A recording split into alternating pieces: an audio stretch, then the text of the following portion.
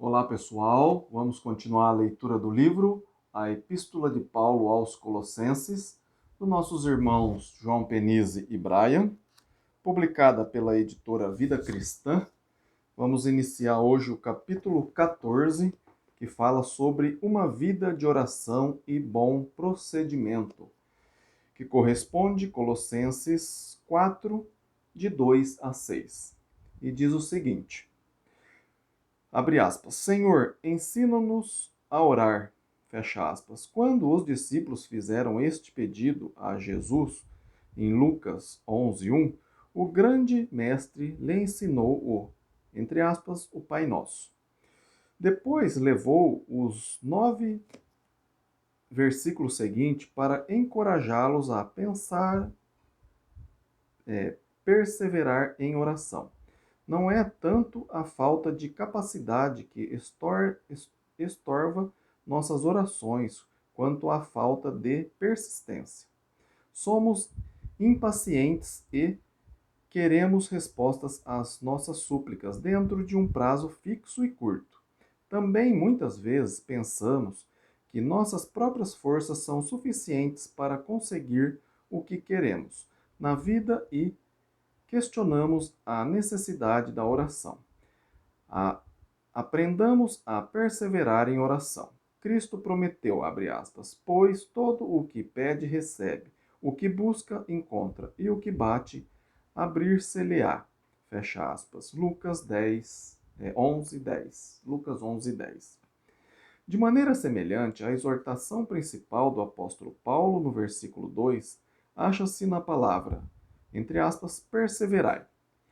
Estava escrevendo a carta para os cristãos de Colosso, para pessoas que sabiam o que era oração, mas que tinham a mesma tendência que temos hoje, a de esquecer-nos de orar. A igreja de Colosso sofria os efeitos da influência de certos falsos mestres e por isso tinha ainda mais necessidade de persistir nas petições a Deus. Como cristão, Paulo entendia a tendência humana de negligenciar a oração. Em Lucas 18, de 1 a 8, Jesus contou aos discípulos a parábola do juiz iníquo, que finalmente julgou a causa de uma viúva porque ela não parava de lhe pedir. Lucas 18:1 explica que Jesus lhes contou essa parábola, abre aspas, sobre o dever de orar sempre e nunca esmorecer, fecha aspas. De acordo com o versículo 2, a oração perseverante tem dois elementos essenciais: vigilância e gratidão. Entre aspas, vigiando não quer dizer dormindo, mas permanecendo acordado e alerta. Quando Jesus encontrou os apóstolos dormindo no jardim do Getsemane, na, no... na noite anterior à crucificação, disse, abre aspas, vigiai e orai para que não entrais em tentação, fecha aspas. Mateus 26, 41. Na parábola das 10 virgens, em Mateus 25, as virgens nécias não vigiaram bem porque não se haviam preparado bem. Jesus terminou a história dizendo, abre aspas, vigiai, pois, porque não sabeis o dia nem a hora, fecha aspas. Falando sobre o tempo da segunda vinda, além da negligência e apatia, há muitas coisas que distraem nossa atenção. Em vez de sermos vencidos, perseveremos em oração, exercendo disciplina própria e concentração mental. O segundo elemento da oração perseverante é a gratidão. Quem se esquece de agradecer a Deus não persevera e não vigia em oração. Este é um dos elementos básicos da oração cristã. Filipenses 4,6 diz, abre aspas, não andeis ansiosos de coisa alguma, em tudo, porém, sejam conhecidas diante de Deus as vossas petições, pela oração e pela súplica com ações de graça, fecha aspas. Quando oramos, sempre incluímos pedidos, mas frequentemente esquecemos ações de graça. O livro de Colossenses, ao apresentar a sobreexcelência de Cristo, mostra que no cristianismo há muitas razões que produzem gratidão no coração do discípulo de Cristo. Cristo apresenta a esperança preservada nos céus, a libertação do império das trevas, a criação e toda a sustentação material, e reconciliação com o Pai e a nova vida. Além dessas coisas, temos o privilégio de orar e receber de Deus o que precisamos individualmente. Oremos, portanto, com perseverança, vigiando atentamente e oferecendo ações de graças pela multidão de bênçãos que Deus sempre nos concede. Quando Paulo escreveu a carta aos Colossenses, no ano 60 ou 61, estava prisioneiro na cidade de Roma. Paulo desejava ficar em liberdade para continuar, sem impedimento, seu trabalho como missionário de Cristo. Ao escrever sobre a oração, pediu, no versículo 3, que a igreja suplicasse por ele. Paulo, o famoso pregador e apóstolo de Cristo, pedindo as orações da igreja. Hoje, o processo se acha invertido, e a igreja pede as orações de alguns pregadores famosos, como se eles tivessem mais capacidade de oração e obtivesse mais sucesso nela do que a igreja. Paulo confiava na eficácia das súplicas de seus humildes irmãos na fé. A natureza do pedido de Paulo é importante, versículo 3 e 4. Notemos bem que ele não pediu, abre aspas, suplicai por nós para que Deus nos livre das misérias desta prisão, fecha aspas. Ele não pediu alívio de suas dificuldades pessoais, nem uma bênção material. O que estava em seu coração era o Evangelho. Ele queria ter uma porta aberta à palavra, uma oportunidade de continuar a pregar a mensagem de Cristo. Provavelmente incluía o desejo de ficar liberto da prisão, mas o que lhe importava mais era uma porta aberta para a pregação. O mistério que estivera oculto no passado foi manifestado em Cristo. Os gentios e todos os homens podem participar da glória e da esperança revelada por Jesus. O propósito eterno de Deus, guardado com segredo, mas agora revelado, precisa ser anunciado. Paulo sabia disso e queria declarar abertamente e eficazmente o mistério, sabendo que era seu dever como cristão e apóstolo de Cristo. Nós, hoje em dia, temos a mesma responsabilidade e devemos ter o mesmo desejo. Nossa oração também deve ser, abre aspas, que Deus nos abre porta à palavra, fecha aspas. A Bíblia ensina os seguidores de Deus a se interessar pelo bem-estar dos outros. Um dos mandamentos básicos de toda a palavra de Deus é, abre aspas, amarás o teu próximo como a ti mesmo. Fecha aspas, Mateus 22, 39. Cristo ensinou a regra de ouro quando disse, abre aspas, tudo quanto, pois, quereis que o homem vos faça, assim fazei-o vós também a eles. Fecha aspas, Mateus 7, 12.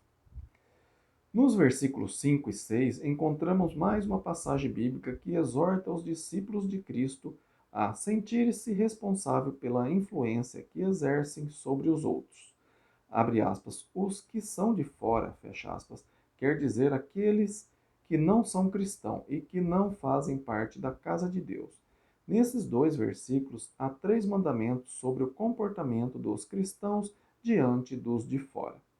O primeiro é, abre aspas, portai-vos com sabedoria, fecha aspas, ou com discernimento e bom senso. No primeiro século, os não cristãos ouviram muitos relatos falsos sobre o procedimento e a fé dos discípulos, uma vez que alimentar esses conceitos errados, o exemplo cristão deve apagá-los.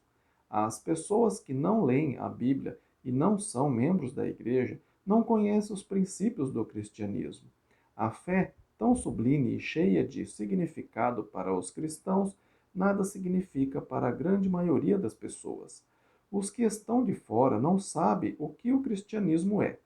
Apenas veem a realidade da vida dos cristãos. Portanto, a Bíblia diz, abre aspas, portai-vos com sabedoria para com os de fora, fecha aspas. E também, abre aspas, vós sois a luz do mundo. Assim brilhe também a vossa luz diante dos homens, para que vejam as vossas boas obras e glorifiquem a vosso Pai que está nos céus, fecha aspas. Mateus 5, 14 e 16. O segundo mandamento, que orienta a conduta do cristão diante dos que não conhecem a Cristo, é, abre aspas, aproveitai as oportunidades, fecha aspas. Na língua original, a ideia é de, literalmente, comprar ou redimir o tempo. O tempo é como um artigo que deve ser comprado ou redimido.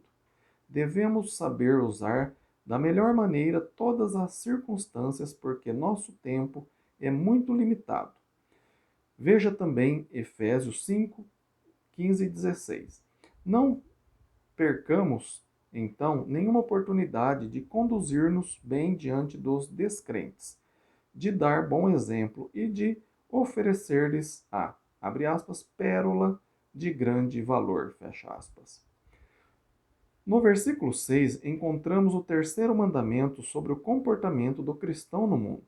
O uso da língua é um aspecto tão importante da conduta que merece instrução específica. O cristão deve aprender a medir com cuidado as palavras.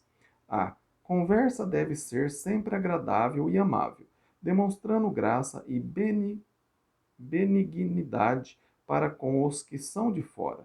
O cristão deve falar como alguém que já experimentou a graça de Deus e que, portanto, pode demonstrar essa graça em suas palavras. Paulo pediu as orações dos Colossenses no versículo anterior, para que ele pudesse manifestar o mistério de Cristo. Contudo, não queria ser o único cristão com a capacidade de falar aos outros. Pela inspiração de Cristo, ele deu esse mandamento para que todos os leitores procurassem usar bem a língua. A palavra do cristão deve ser, entre aspas, amável e também, entre aspas, temperada com sal. Usamos o sal para temperar a comida e torná-la mais saborosa. Sem o sal, a comida fica insípida e desagradável. Deus quer que as conversas de seu povo com os descrentes sejam não insípidas e cansativas, mas interessantes e frutíferas. Aqueles que são o sal da terra devem ter um pouco de sabor nas palavras. Como o bom cozinheiro que adiciona cuidadosamente pouco de tempero para tornar o prato mais saboroso, aprendamos a temperar com sal nossas palavras para que possam atrair e não repelir aqueles que são de fora. Finalmente, no versículo 6 diz, abre aspas, para saberdes como deveis responder a cada um, fecha aspas. Por essa razão, o cristão deve usar palavras agradáveis e temperadas com sal. Deve saber a melhor maneira de responder e conversar com cada pessoa, mesmo as pessoas que têm muita diplomacia e trato para conversar sobre vários assuntos. Perdem o bom senso quando falam sobre religião. Escolhem o momento errado para dizer asperamente palavras bruscas e mal pensadas. Lembramo-nos bem desta exortação. Assim, saberemos como responder a cada um. Pedro escreveu, abre aspas, estando sempre preparados para responder a todo aquele que vos pedir razão da esperança que há em vós, sabendo, todavia, fazendo todavia com mansidão e temor, fecha aspas. 1 Pedro 3, 15 e 16. Obrigado por acompanhar a leitura. Terminamos esse capítulo, depois a gente vai para o capítulo 15, se eu não me engano é o último. E se você está gostando da leitura desse livro, A Carta de Paulo aos Colossenses, compartilha esse vídeo com mais pessoas para que todos possam saber o mistério aí de Cristo, né, que é a salvação de todos, a morte dele na cruz, né, para que os nossos pecados sejam apagados. Tá bem?